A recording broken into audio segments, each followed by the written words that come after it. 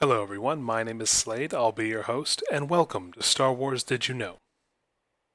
When the Millennium Falcon exited hyperspace at the location where Alderaan had been, it found itself instead in a newly formed asteroid field, created by the destruction of the planet.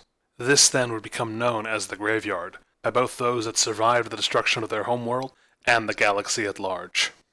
Following its destruction by the Death Star, the once peaceful and proud planet of Alderaan was no more. In its place was an ever-expanding sphere of asteroids, debris, and frozen blocks of what had once been Alderaan's ocean.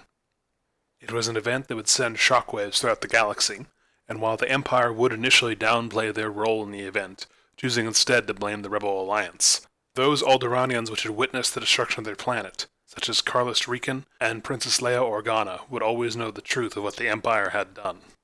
Despite its destruction, the planet Alderaan was never forgotten by those who survived the destruction of their homeworld, and within months of the planet's destruction, those Alderaanians who had been away from their homeworld when it was destroyed began making a pilgrimage to their former homeworld.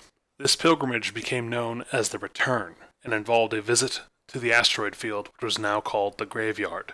Those who visited would leave personal messages, goods, and trinkets that had perhaps once been given to them by those they had lost on the planet that was no more. Following the initial pilgrimages and the rallying cry that Alderaan's destruction provided for the Rebel Alliance, the Empire would initiate a blockade of the Graveyard, stopping, searching, and even seizing ships and crew that dared to approach. As a result of this, at least one battle would be fought between Rebel forces, led by Han Solo and his Renegade Squadron, against Imperial forces within the Graveyard, as Renegade Squadron attempted to retrieve a datachron, which contained a list of worlds for potential Alliance bases following the Battle of Yavin. This would not be the only incident that would occur within the Graveyard during the Galactic Civil War. Most notably, several Alderaanian warships who had been sent out at the end of the Clone Wars, carrying all the weapons and munitions of Alderaan, were recalled using transponder codes to the Graveyard, where they were then found and used in the ongoing fight against the Galactic Empire. Some might argue, a fitting revenge for all those that had been lost.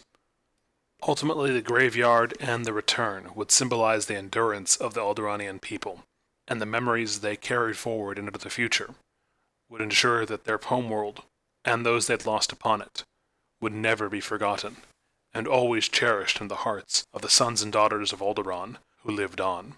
And it is with the words of one of those sons, spoken upon his return, that I would like to leave you today. These gifts are but insufficient tokens of the love for you all that still burns within me. This fighter is another. It bears the colors of the Alderaanian Guard and transmits their code. It is my pledge to you, not of vengeance but of vigilance.